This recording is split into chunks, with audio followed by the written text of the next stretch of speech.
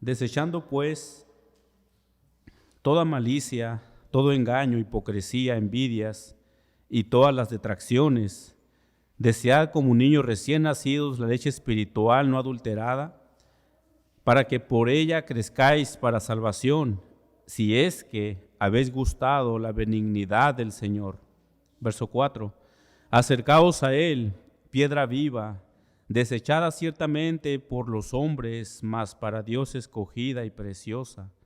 Vosotros también, como piedras vivas, sed edificados como una casa espiritual y sacerdocio santo, para ofrecer sacrificios espirituales aceptables a Dios por medio de Jesucristo. Oremos. Padre, en esta hermosa mañana, Señor, una vez más te damos infinitas gracias, Padre, por el gran honor y privilegio que nos das para reunirnos, Padre, como parte de tu pueblo, Señor. Esta hora, Padre, que tu hermosa palabra, Señor, venga a ser ese martillo, Padre, que quebrante en nuestros corazones, que podamos salir de aquí, Señor, edificados, meditando en tu santa y hermosa palabra, Señor. Enséñanos tú, Espíritu Santo, maestros de maestros, y ayúdenos a poder, Señor, llevar esta palabra a nuestros corazones. Perdone nuestros pecados, Señor, y confiamos infinitamente en usted, bendito Dios. Oramos. Amén. Hace 2 semanas atrás, hermanos, aprendimos que el apóstol Pedro escribe a sus lectores que para poder desear esa palabra de Dios es muy necesario apartarse de ciertos pecados, como lo mirábamos en el versículo 1, desechando pues toda malicia, todo engaño, hipocresía, envidias y todas distracciones, desear como niños recién nacidos la leche espiritual no adulterada, para que por ella crezcáis para salvación. Pedro exhorta a sus lectores a que para que hubiera en ellos un deseo genuino por la palabra del Señor, ellos debían de apartarse y desechar esta lista de pecados, la cual él nombra aquí. Y mi oración, hermanos, es para que hubiéramos examinado, nos hubiésemos examinado nosotros si hay algún pecado, hermano, que estorbe nuestras vidas para nuestro crecimiento espiritual. Pedro exhortó a sus lectores a que se apartaran de estos pecados, pero sin duda, hermanos, el que el creyente no desee la palabra de Dios, esto conlleva que quizás hay muchos pecados en sus vidas, o prácticamente esté viviendo en pecado, o definitivamente no es creyente. Porque el creyente genuino, hermanos, debe anhelar la palabra, el alimento sólido, para poder crecer en nuestra vida espiritual, hermano. Y para eso, como ya lo miramos, el requisito es que cada uno de nosotros nos apartemos y desechemos ese pecado que estorba. Y en esta mañana, hermanos, únicamente vamos a mirar del versículo 4 y 5. Y vamos a mirar cómo el apóstol Pedro muestra a la iglesia como un templo vivo y espiritual, con Cristo como el fundamento y la piedra del ángulo. Y cada creyente es como una piedra viva. Pedro les da a sus lectores la enseñanza de que mientras un ladrillo esté solo, no sirve para nada. Solo es útil cuando se incorpora a un edificio, y eso sucede con el cristiano individual. No debe permanecer aislado, sino debe de estar edificando en la estructura de la iglesia. Vamos rápidamente, ponga sus ojos ahí en el versículo 4. El apóstol Pedro exhorta a sus lectores a que se acerquen a Dios. Dice, acercándoos. Esta palabra, hermanos, de acercados en su idioma original, tiene la idea de un acercamiento no superficial. Pedro les dice que ellos debían de ser genuinos al acercarse a Dios. En este mundo, hermanos, hay muchas personas y tantas personas que se acercan a Dios de una manera equivocada, de una manera falsa. Pero esta palabra en su idioma original quiere decir un acercamiento muy íntimo y personal. El apóstol Pedro le dice a sus lectores y los exhorta a que ellos se acerquen a Dios de una manera genuina y verdadera.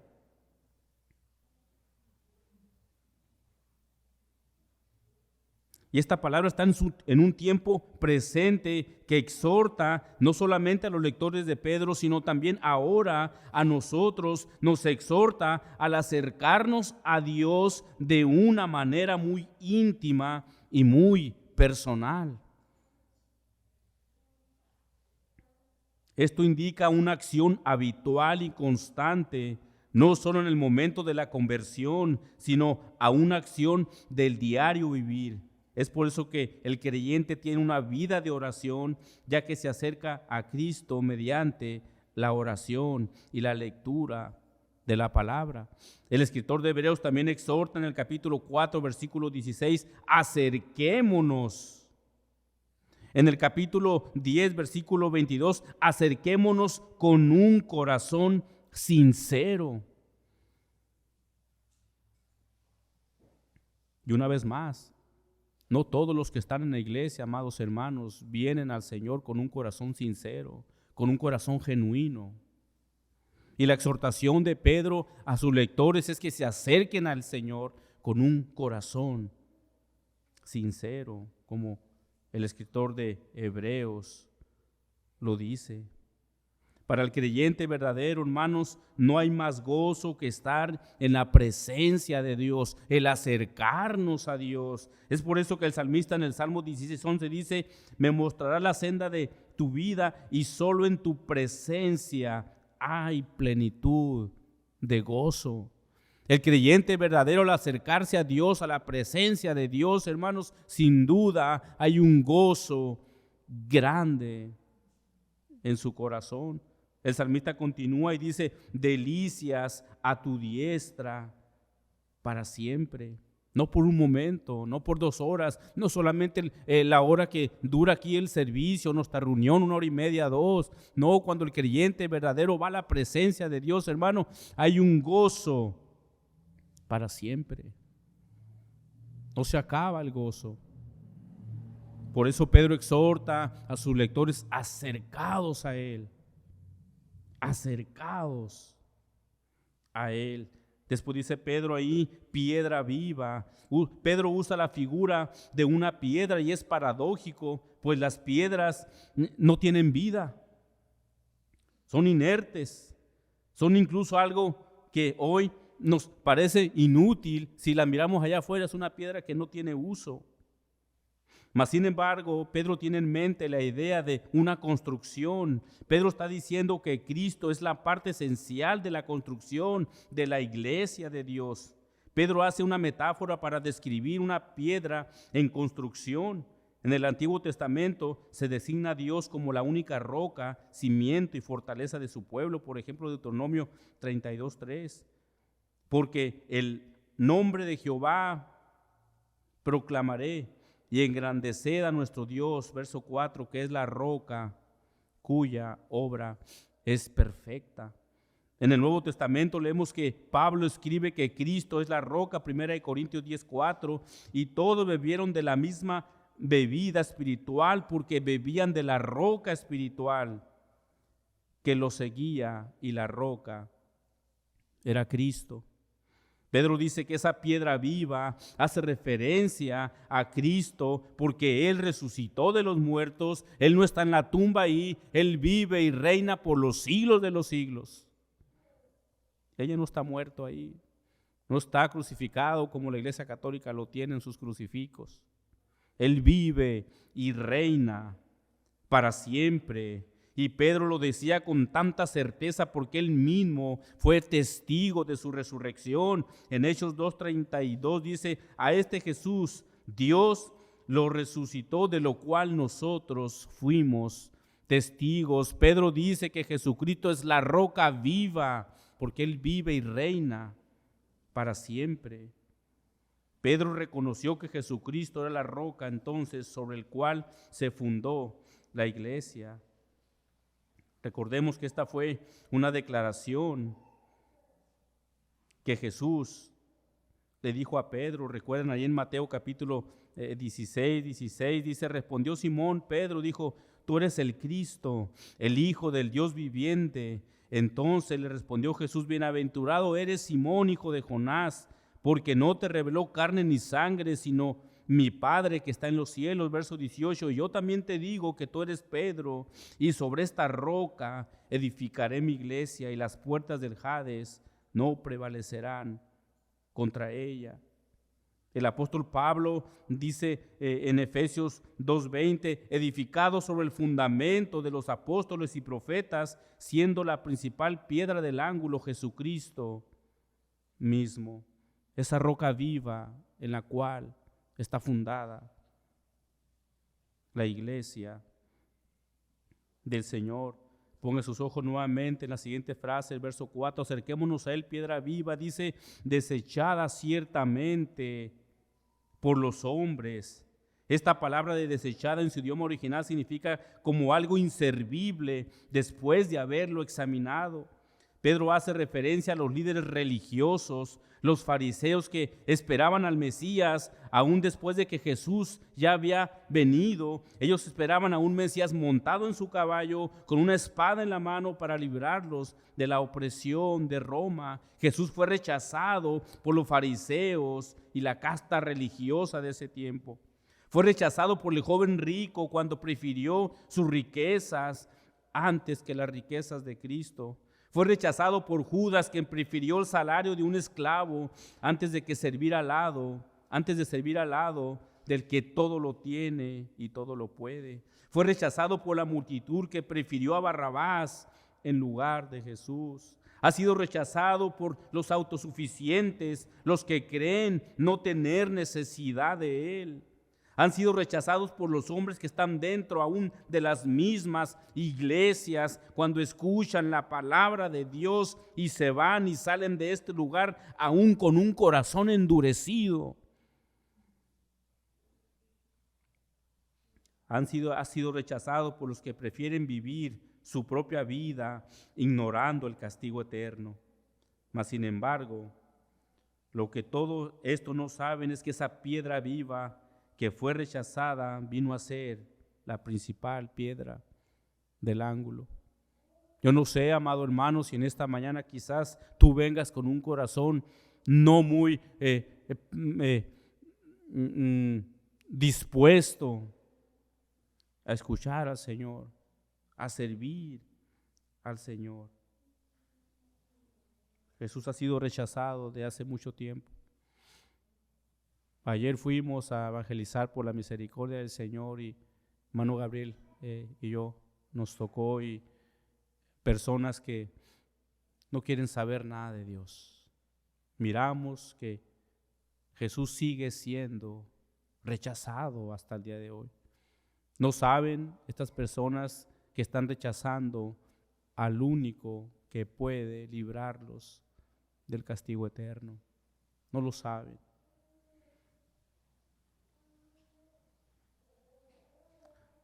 Para lo que muchos dieron por inservible, ahora es la principal fuente de vida eterna. Eso significa todo, absolutamente todo. Todo depende de Él, porque Él dio su vida por los escogidos. Y a manera de aplicación, amados amigos o hermanos, Cristo es la única piedra viva que trae salvación para tu alma. Pero si sigues persistiendo en vivir una vida de pecado y seguir rechazando a Cristo, que es la única fuente de salvación, ya no habrá oportunidad para ti. No salgas de este lugar sin antes examinar tu vida, porque de la misma manera que miramos que el cielo es algo glorioso y hermoso, también el infierno es un lugar de tormento aterrador, que será por toda la eternidad.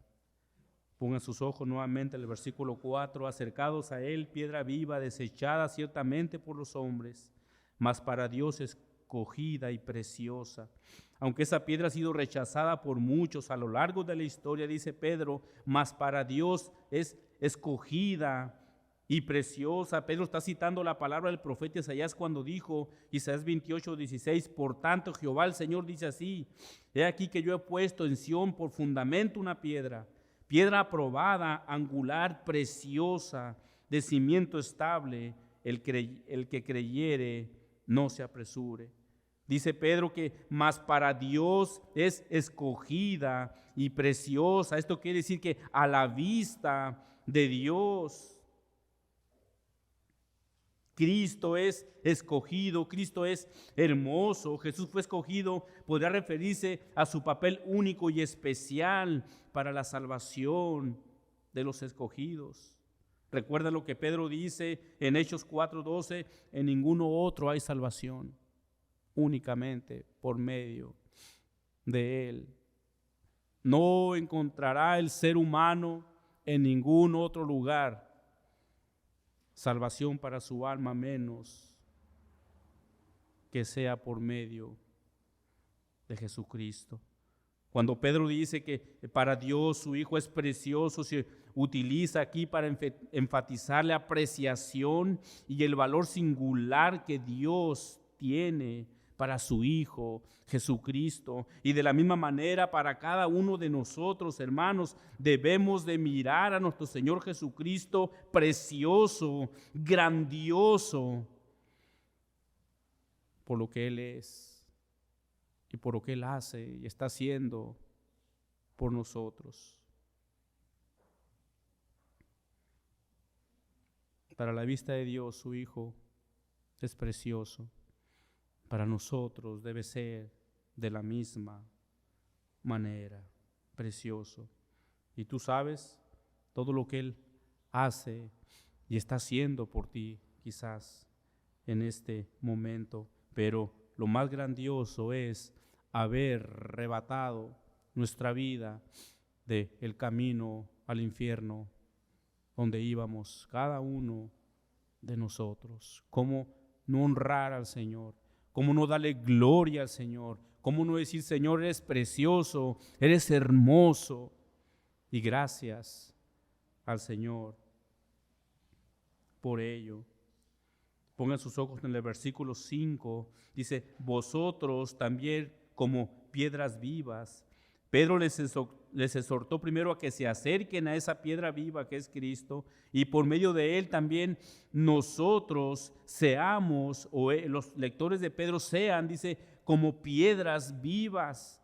¿Y cómo puede suceder esto cuando una piedra no tiene vida, no tiene nada, hermanos? Cuando los pecadores depositan su fe en Cristo, que es la piedra viva, ellos también se convierten en piedras vivas, recordando que antes estábamos muertos en nuestros delitos y pecados, pero ahora por medio de Cristo y por su obra redentora, cada uno de nosotros tenemos vida cuando nos acercamos a Él. Ser piedras vivas significa que los creyentes tienen la vida eterna por medio de Cristo, están unidos a Él, el cual es su primer privilegio espiritual por medio de Cristo, hermanos. Gloria a su nombre por ello. Ellos no solamente lo adoran, le obedecen y mantienen una comunión íntima, también están unidos con Él como piedras en un edificio espiritual, la cual Cristo es la piedra angular. Los cristianos se convierten en partícipes de esta naturaleza divina. No se puede ser parte, hermanos, de un edificio espiritual cuando se está apartado de Él. El cristiano encuentra su verdadero lugar solo cuando es edificado en un edificio. Pedro da 3 exhortaciones de cómo ser piedras vivas, pero la principal de ellas es el que seamos edificados. Por si la primera de ellas es, la encontramos ahí, ser edificados como piedras vivas. Pedro dice que cuando un creyente es parte de esa casa espiritual es edificado El creyente crece espiritualmente. De lo contrario, un creyente apartado de la reunión de los santos se volverá un cristiano frío, sin ganas de orar, de leer, ni mucho menos meditar en la palabra de Dios. No habrá un deseo de estar junto con los demás hermanos, no habrá el deseo de ser edificado por los demás hermanos en Cristo, y tampoco habrá el deseo de edificar a sus demás hermanos. Mientras un ladrillo esté solo, no sirve para nada. Solo es útil cuando se le incorpora a un edificio. Así sucede con el cristiano individual. No puede permanecer aislado, sino ser edificado en la estructura de la iglesia. Supongamos que alguien dijera, yo quiero, en tiempos de guerra, que dijera, yo quiero ir a defender a mi patria, quiero ir a defender a mi México, quiero defenderla de mis enemigos. Pero si esta persona trata de llevar a cabo una guerra a solas, no va a conseguir nada. Solo puede ser eficaz en su propósito manteniéndose codo a codo con sus demás semejantes. Así sucede con la iglesia, amados hermanos. Un cristiano de individualismo sería absurdo. He escuchado a algunas personas decir, yo soy creyente y no ocupo reunirme en ningún lugar donde los creyentes se reúnen. Yo no necesito una iglesia para adorar a Dios. Mas sin embargo, hermanos, el cristianismo es comunidad dentro de la comunión de la iglesia. Qué bueno es pensar que cada uno de nosotros, Dios nos dio esa bendición de poder edificar a los demás hermanos en la fe y también ser edificados por ellos. Nos edificamos, hermanos, al venir a la iglesia, ¿cierto o no, hermanos? Nos miramos, platicamos, oramos unos por otros, nos compartimos nuestras necesidades, hermanos. Por eso el salmista decía en el Salmo 100, cantad alegres a Dios, habitantes de toda la tierra, servid con alegría, venir ante su presencia con regocijo. El verso 4 dice, entrar por sus puertas con acción de gracias, por sus atrios con alabanza, alabadle, bendecir su nombre. Amados hermanos, ¿cómo no vamos a venir a la presencia de Dios con regocijo, con acción de gracias, si el Señor nos ha salvado? El salmista David también en el Salmo 122:1 dice, yo me alegré con los que me decían, a la casa de Jehová iremos. Hermanos, es una bendición poder venir a la casa del Señor, a la reunión de los santos, a mirarnos unos a otros, a edificarnos unos a otros, a darnos un abrazo, hermanos, que no lo miramos en la semana. Pero cuando es el día del Señor, hermanos, es un gozo. Yo no sé si tú sientes la emoción de venir a la iglesia el domingo como nosotros, hermanos. Es un gusto, un gozo venir y vamos a mirar a los hermanos. Hermanos, el simplemente mirarlos, somos edificados. El salmista 27:4, una cosa he demandado de Jehová y esta buscaré, que esté yo en la casa de Jehová todos los días de mi vida, para contemplar la hermosura de Jehová y para inquirir en su santo templo. Qué deseo del salmista David. Qué deseo del salmista David. Yo le he demandado una cosa a Jehová. Él está pidiendo a Jehová solamente una cosa, dice él, que esté yo en la casa de Jehová todos los días de mi vida, no solo el domingo, todos los días de mi vida, para contemplar su hermosura. ¿Cómo está tu corazón, mi amado hermano? ¿Hay ese mismo deseo del salmista David cuando se acerca el día del Señor? ¿O tienes otras prioridades? ¿O buscas otras cosas que no sea la presencia del Señor? Otro hermoso salmo, hermanos, que se me vino aquí a la mente, Salmo 73, versículo 28, pero en cuanto a mí, dice, el acercarme a Dios es el bien, el venir, hermanos, a buscar la presencia del Señor es una bendición. Yo no sé cómo tú lo veas, yo no sé cuál sea tu prioridad en tu caminar cristiano, Pero si tu prioridad no es anhelar ser edificado y edificar tus demás hermanos, necesitas examinar tu corazón. Necesitas examinar tu vida. Si no hay ese deseo en tu corazón, debes ir al Señor y pedirle perdón, ya que inconscientemente, hermano, estás rechazando el mandato que encontramos en Hebreos 10:23. Mantengamos firmes sin fluctuar la profesión de nuestra esperanza, porque fiel es el que prometió. Dice el 24, miren, y considerémonos unos a otros para estimularnos al amor. Ahí está la exhortación.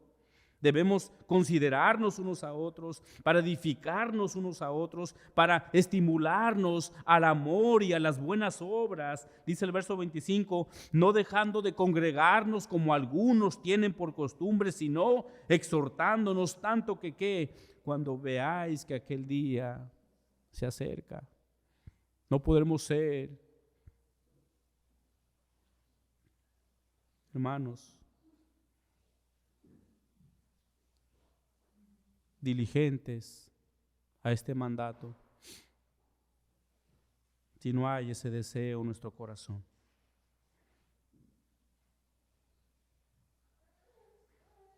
¿Cómo está tu corazón, tu vida, hermano?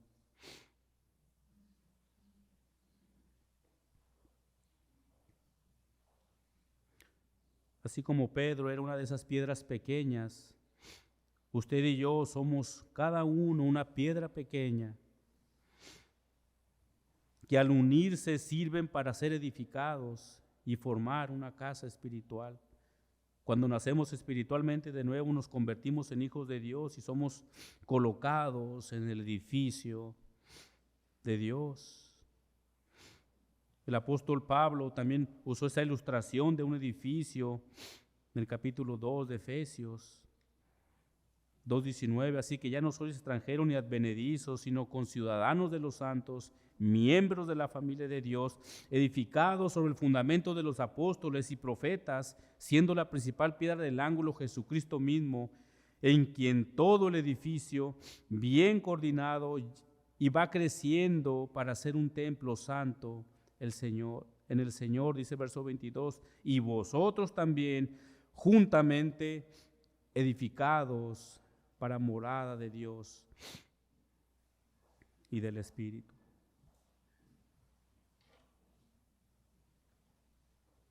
La otra exhortación que el apóstol Pedro da aquí es que ellos fueran como una casa espiritual. De la misma manera que el pueblo de Israel tenía un templo donde moraba Jehová. Por decir en Reyes 8:10 dice, y cuando los sacerdotes salieron del santuario, la nube llenó la casa de Jehová y los sacerdotes no pudieron permanecer para ministrar por causa de la nube, porque la gloria de Jehová llenaba la casa de Jehová. Esta casa era temporal y material, pero la casa de la cual Pedro escribe es espiritual. Esta casa espiritual demuestra que así como Israel tiene un templo, los cristianos también tienen uno, pero el templo del cristiano es espiritual. Es lo que Pablo dice en 1 Corintios 3:16, si no sabéis que vosotros sois templo de Dios y que el Espíritu de Dios mora en vosotros. Esta casa espiritual, hermanos, somos cada uno de nosotros. Hoy Dios está construyendo un templo viviente. Aquellos que hemos venido a Él como pecadores que somos y caemos sobre Él y nos abandonamos sobre Él, buscamos siempre su compasión y misericordia. Él nos convierte en una parte del templo viviente por medio de su Espíritu Santo que mora en cada creyente, que está edificado sobre la piedra angular, la piedra fundamental, el cual es Cristo mismo. La siguiente exhortación dice, Pedro, sed como sacerdotes santos.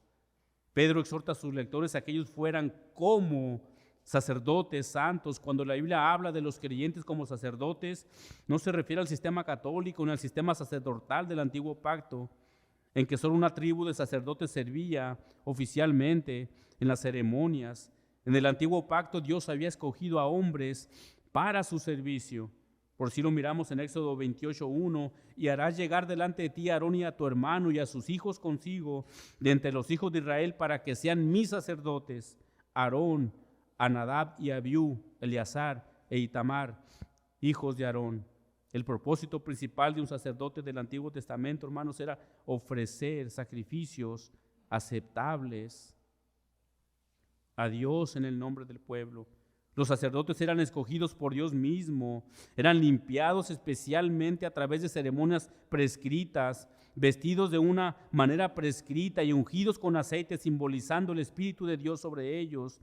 Se esperaba que ellos obedecieran a Dios y amaran su palabra y caminaran con Él. Ahora el creyente, hermanos, de la misma manera que los sacerdotes del Antiguo Testamento fueron escogidos, también el creyente ha sido escogido para el servicio de Dios.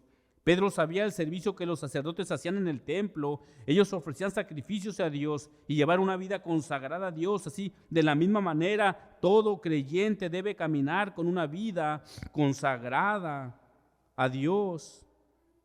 Pongan sus ojos ahí en la última frase, para ofrecer sacrificios espirituales aceptables a Dios en el verso 5, por medio de Jesucristo.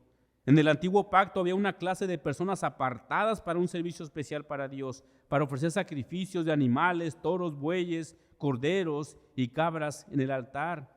Pero en el nuevo pacto todo creyente en Jesucristo es un sacerdote, y ahora este creyente ofrece sacrificios, pero ya no de animales como en el viejo pacto. Ahora ofrece sacrificios espirituales por medio de Jesucristo.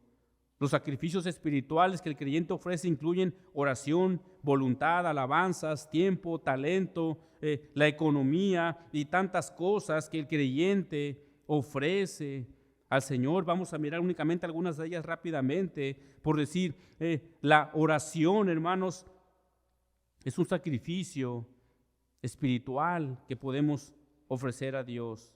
Ustedes recuerdan que el incienso se asocia con la oración. ¿Recuerdan el Salmo 141:2? El salmista David decía: suba mi oración delante de ti como el incienso. El creyente ahora ya no ofrece incienso, ofrece sus oraciones como sacrificios delante de Dios.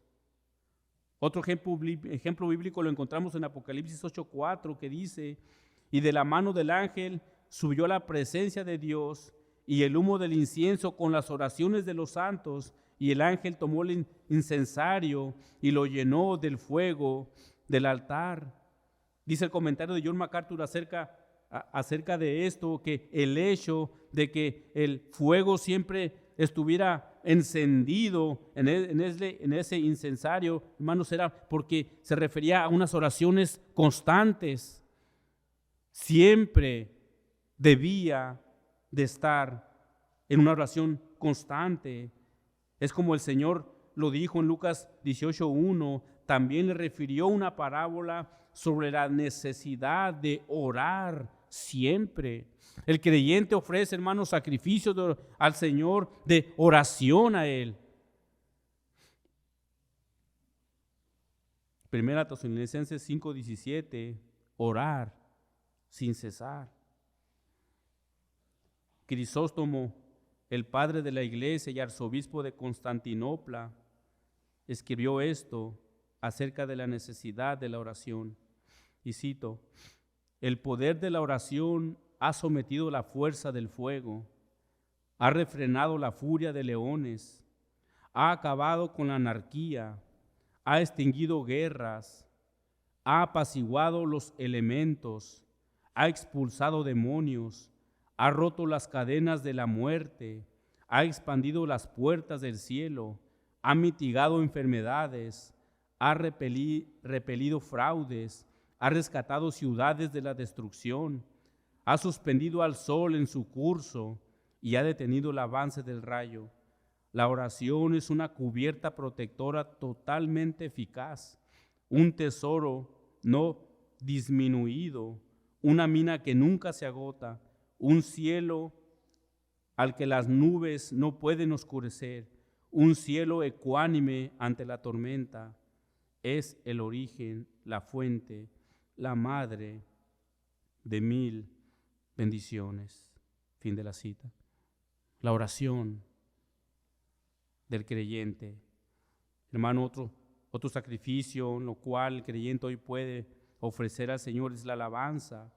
El creyente fue creado para dar alabanza a Dios. El creyente debe alabar a Dios sin importar las circunstancias, amados hermanos. Dar alabanza a Dios en momentos alegres, en momentos de comodidad, en momentos de salud, en momentos de abundancia, cuando tus planes salen como tú te lo esperabas. Eso es fácil.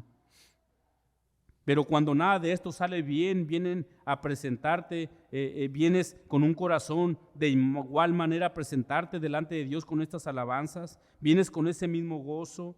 Cuando el creyente alaba a Dios, cuando todo parece ir mal, es el momento exacto, hermanos, para traer esa alabanza a Dios como un sacrificio espiritual. Ahora no estoy diciendo que cuando las cosas estén bien sea malo dar alabanza a Dios, es bueno, claro que sí. Lo que estoy diciendo es que cuando todo sale mal y damos alabanza, lo hacemos de una manera muy especial.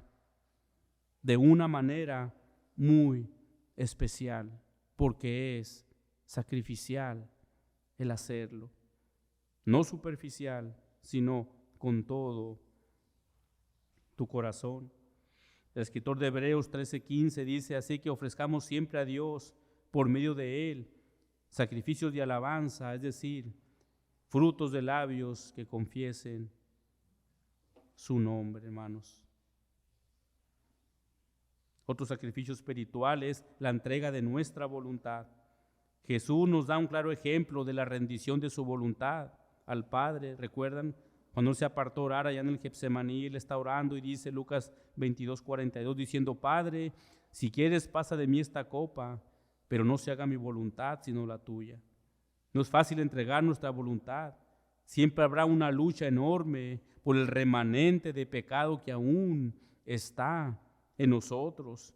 Pablo lo dice de esta manera, Romanos 7:18, y yo sé que en mí, esto es en mi carne, no mora el bien, porque el querer el bien está en mí, pero no el hacerlo, porque no hago el bien que quiero, sino el mal que no quiero. Eso hago. El ofrecer nosotros nuestra voluntad, hermanos, al Señor es un sacrificio que podemos hacer. Simplemente cuando tu cuerpo, hermano, no quiera orar, tienes que sujetarlo a tu voluntad y orar al Señor. Cuando te levantes y no quieras venir a la iglesia, hermanos, tienes que sujetar la voluntad y venir a honrar al Señor. Tu sacrificio, hermanos, son nuestros propios cuerpos físicos. Romanos 12:1 dice: así que, hermanos, os ruego por la misericordia de Dios que presentéis vuestros cuerpos en sacrificio vivo, santo, agradable a Dios, que es vuestro culto racional. Cada creyente debe saber que somos el templo del Espíritu Santo, como lo mirábamos hace rato, hermanos. Y Pedro exhorta en su primera carta a los Corintios, capítulo 6, huid de la fornicación. Cualquier otro pecado el cual el hombre cometa está fuera del cuerpo, mas el que fornica contra su propio cuerpo peca. ¿O ignoráis que vosotros sois el templo del Espíritu Santo, el cual está en vosotros, el cual tenéis de Dios, y que no sois vuestro? Porque habéis sido comprados por precio. Glorificad pues a Dios en vuestro cuerpo y en vuestro espíritu, los cuales son de Dios. El creyente debe entregar su cuerpo, hermanos, a Dios. Antes de Cristo usamos el cuerpo que teníamos para el pecado, para deshonrar a Dios, para dañar al prójimo, pero ahora como nuevas criaturas debemos usarlo para la gloria de Dios.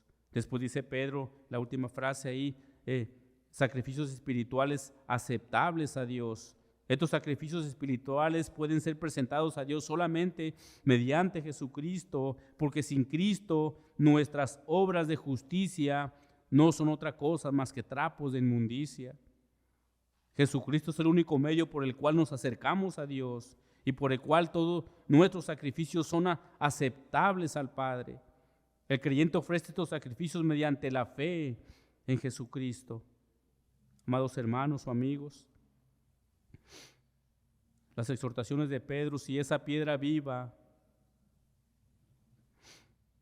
eres esa piedra viva, dispuesta a ser edificada y a edificar. Eres esa casa espiritual, te estás esforzando a ser ese sacerdocio santo para poder ofrecer entonces los sacrificios agradables y aceptables a Dios por medio de Jesucristo. Un creyente verdadero va a desear apartarse de los pecados que ofenden a Dios. El creyente verdadero va a desear esa leche espiritual para crecimiento. El creyente verdadero tendrá el deseo de ofrecer sacrificios agradables a Dios.